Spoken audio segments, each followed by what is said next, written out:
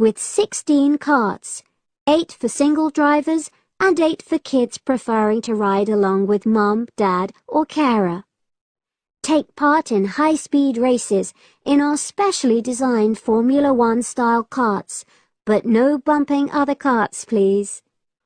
All riders must be above 1.2 meters because they have to be able to reach the pedals, even in the shared carts. Full details of all safety features are available on our website at www.camberspark.com. So come and make a day of it at Cambers Theme Park.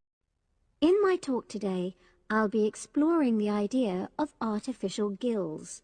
I'll start by introducing the concept, giving some background and so forth, and then I'll go on to explain the technological applications, including a short, very simple experiment I conducted. Starting with the background. As everyone knows, all living creatures need oxygen to live.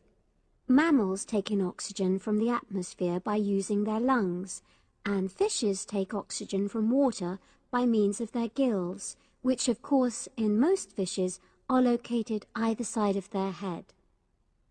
But human beings have always dreamt of being able to swim underwater like the fishes, breathing without the help of oxygen tanks. I don't know whether any of you have done any scuba diving, but it's a real pain having to use all that equipment. You need special training, and it's generally agreed that tanks are too heavy and big to enable most people to move and work comfortably underwater. So scientists are trying a different tack. Rather than humans carrying an oxygen supply as they go underwater, wouldn't it be possible to extract oxygen in situ, that is, directly from the water while swimming? In the 1960s, the famous underwater explorer Jacques Cousteau, for example, predicted that one day surgery could be used to equip humans with gills. He believed our lungs could be bypassed and we would learn to live underwater just as naturally as we live on land. But of course, most of us would prefer not to go to such extremes. I've been looking at some fairly simple technologies developed to extract oxygen from water, ways to produce a simple, practical artificial gill, enabling humans to live and breathe in water without harm. Now, how scientists and inventors went about this was to look at the way different animals handled this. Fairly obviously, they looked at the way fishes breathe, but also how they move down and float up to the surface using inflatable sacs called swim bladders. Scientists also looked at animals without gills, which use bubbles of air underwater, notably beetles. These insects contrive to stay underwater for long periods by breathing from this bubble, which they hold under their wing cases.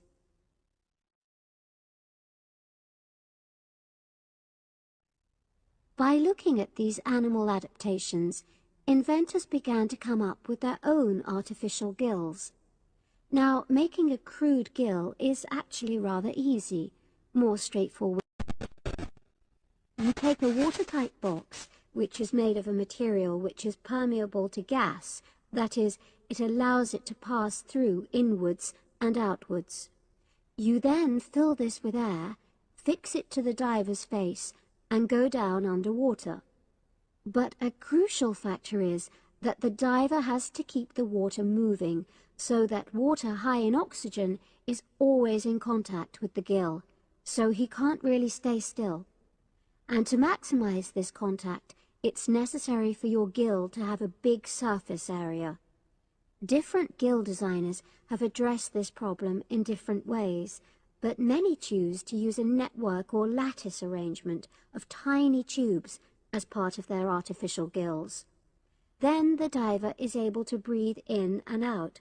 Oxygen from the water passes through the outer walls of the gill, and carbon dioxide is expelled. In a nutshell, that's how the artificial gill works. So, having read about these simple gill mechanisms, I decided to create my own. I followed the procedure I've just described, and it worked pretty well when I tried it out in the swimming pool. I lasted underwater for nearly 40 minutes. However, I've read about other people breathing through their gill for several hours. So the basic idea works well, but the real limitation is that these simple gills don't work as the diver descends to any great depth, because the pressure builds and a whole different set of problems are caused by that. Research is being done into how these problems might be overcome, but that's another story, which has to be a subject of another talk. Despite this serious limitation, many people have high hopes for the artificial gill, and they think it might have applications beyond simply enabling an individual to stay underwater for a length of time. For example, the same technology might be used to provide oxygen for submarines, enabling them to stay submerged for months on end without resorting to potentially dangerous technologies such as nuclear power. Another idea is to use oxygen derived from the water as energy for fuel cells. These could power machinery underwater, such as robotic devices. So, in my view, this is an area of technology with great potential. Now, if anyone has any questions, I'd be happy to answer. Yes. Good morning, everyone, and welcome to our weekly series on home improvements. Today's program is about do-it-yourself house painting. There's never been a better time for people who like to do their own interior house painting. Although people still lead very busy lives, thanks to the availability of various new DIY materials, you can now decorate your home in a more efficient and a more environmentally friendly way. In 2009 alone, approximately 53 million litres of the paint that was sold in the UK were left untouched. That's enough to fill 21 Olympic-sized swimming pools. It's easy to overestimate how much paint you'll need to decorate your room if you use guesswork.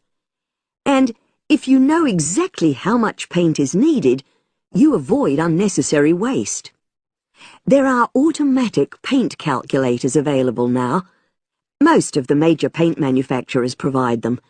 Look on their websites or just Google paint calculator and see what comes up. Then simply measure the circumference and height of the room in meters, enter this into the calculator along with the type of surface you're painting, and it will tell you how many litres of paint you'll need. But if you do end up with leftover paint, you can donate it to an organisation like Community Repaint. They will take the paint from you and redistribute it to local charities and voluntary organisations, so it goes to a good home. You can find more information about Community Repaint on communityrepaint, all one word, .org.uk. Another way of avoiding paint wastage is to check you're completely happy with your colour choice before starting to paint. For example, you can get a small sample of the colour you're thinking of using, then paint a board and move it around the room, so you can see how it looks against your furnishings and in different lights. Also, it's always better to buy high-quality paints because you get what you pay for. If you buy cheap paint, you might need to apply 2 or 3 coats to achieve the same coverage that you'd get from 1 coat of a good quality paint. You could also spend a week on a job that could have been done in a day or 2. And consider the environment.